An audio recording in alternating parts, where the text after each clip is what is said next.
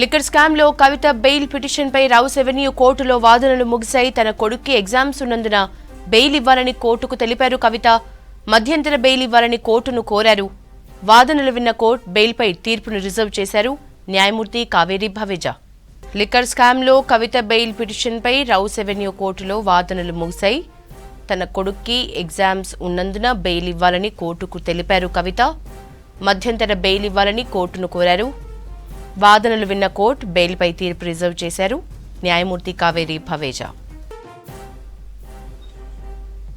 Liquor స్కామ్లో కవిత bail పిటిషన్పై rows avenue కోర్టులో వాదనలు ముగిశాయి.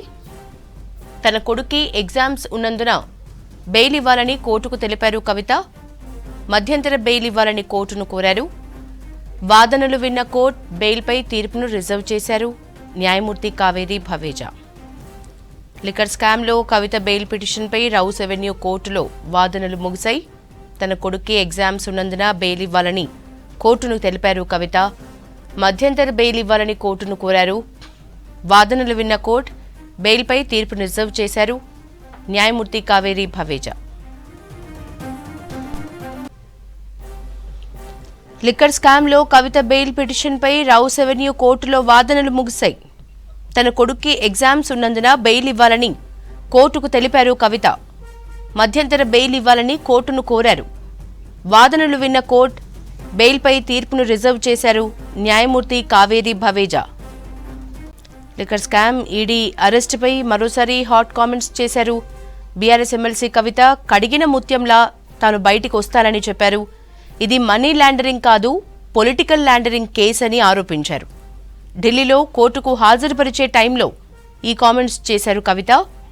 10 రోజుల కస్టడీ మొగేయటంతో ఎమ్మెల్సీ కవితను ఢిల్లీలోని రౌస్ ఎవెన్యూ సిబిఐ కోర్టులో హాజరుపరిచారు. లిక్కర్ స్కామ్లో కవిత బెయిల్ పిటిషన్పై రౌస్ ఎవెన్యూ కోర్టులో వాదనలు ముగిశాయి. తన కొడుక్కి ఎగ్జామ్స్ ఉన్నందున బెయిల్ ఇవ్వాలని కోర్టుకు తెలిపారు కవిత.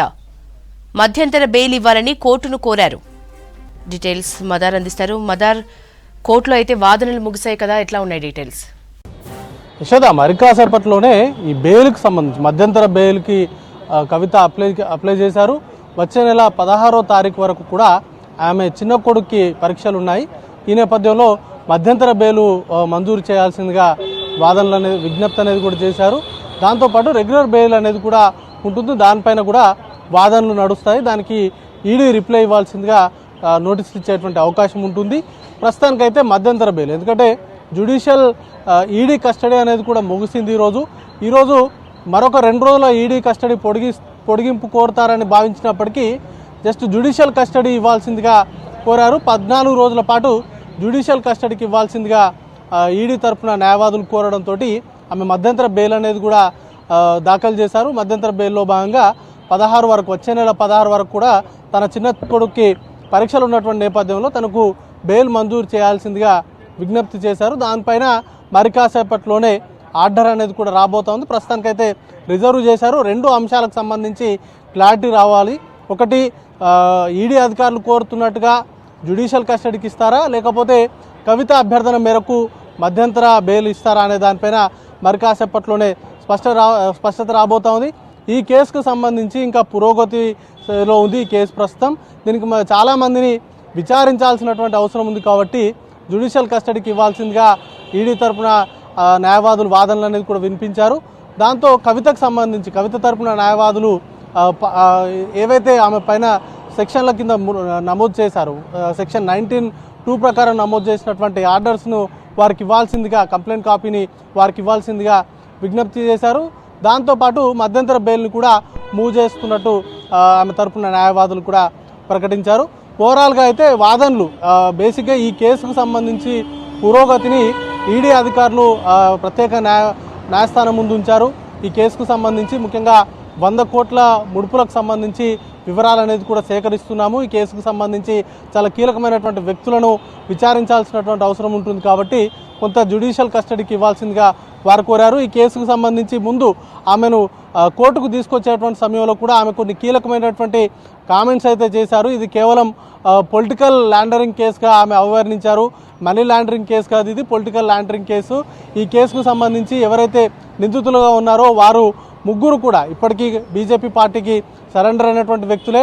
ఒక వ్యక్తి బీజేపీలో చేరితే మరొక వ్యక్తికి బీజేపీ ఎన్డీఏ కూటమి టికెట్ ఇస్తుంది. మరొక వ్యక్తి 50 కోట్ల రూపాయలు ఎలక్ట్రోనల్ బాండ్స్ రూపంలో ఆ పార్టీకి విరాళాలుగా ఇచ్చారు. వారు ఇప్పుడు అప్రూవర్స్గా మారి బయట ఉన్నారు.